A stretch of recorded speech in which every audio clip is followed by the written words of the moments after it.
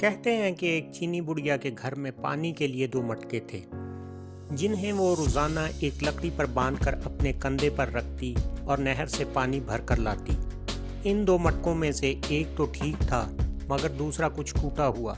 ہر بار ایسا ہوتا کہ جب یہ بڑھیا نہر سے پانی لے کر گھر پہنچتی تو ٹوٹے ہوئے مٹکے کا آدھا پانی راستے میں ہی بہہ چکا ہوتا، جبکہ دوسرا مٹکا پورا بھرا ہوا گھر پہنچتا۔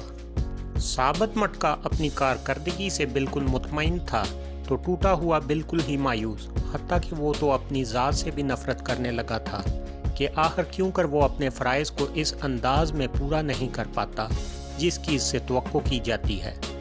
اور پھر مسلسل 2 سالوں تک ناکامی کی تلخی اور کرواہٹ لیے ہوئے ٹوٹے ہوئے گھڑے نے ایک دن اس عورت سے کہا، میں اپنی اس معذوری کی وجہ سے شرمندہ ہوں کہ جو پانی تم اتنی مشقت سے بھر کر اتنی دور سے لاتی ہو، اس میں سے کافی سارا صرف میرے ٹوٹا ہوا ہونے کی وجہ سے گھر پہنچتے پہنچتے راستے میں ہی گر جاتا ہے۔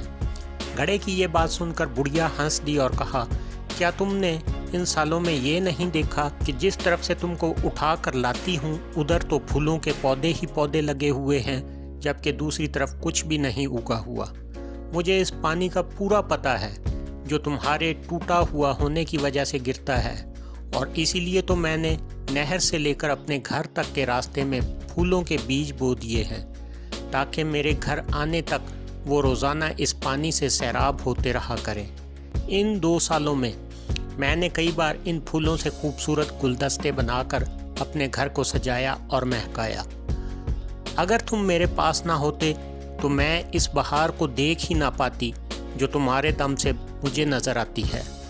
یاد رکھیے، ہم میں سے ہر شخص میں کوئی نہ کوئی خامی ہے، لیکن ہماری یہی خامیاں، معذوریاں اور ایسا ٹوٹا ہوا ہونا ایک دوسرے کے لیے عجیب اور پرتاثیر قسم کے تعلقات بناتا ہے۔ ہم پر واجب ہے کہ ہم ایک دوسرے کو ان کی خامیوں کے ساتھ ہی قبول کریں۔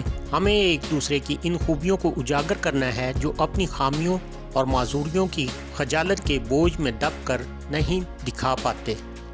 معذور بھی معاشرے کا حصہ ہوتے ہیں اور اپنی معذوری کے ساتھ ہی اس معاشرے کے لیے مفید کردار ادا کر سکتے ہیں۔ جی ہاں، ہم سب میں کوئی نہ کوئی عیب ہے، پھر کیوں نہ ہم اپنے ان عیبوں کے ساتھ ایک دوسرے کی خامیوں اور خوبیوں کو ملا کر اپنی زندگیوں سے بھرپور لطف اٹھائیں۔ ہمیں ایک دوسرے کو اسی طرح قبول کرنا ہے کہ ہماری خوبیاں ہماری خامیوں پر پردہ ڈال رہی ہوں۔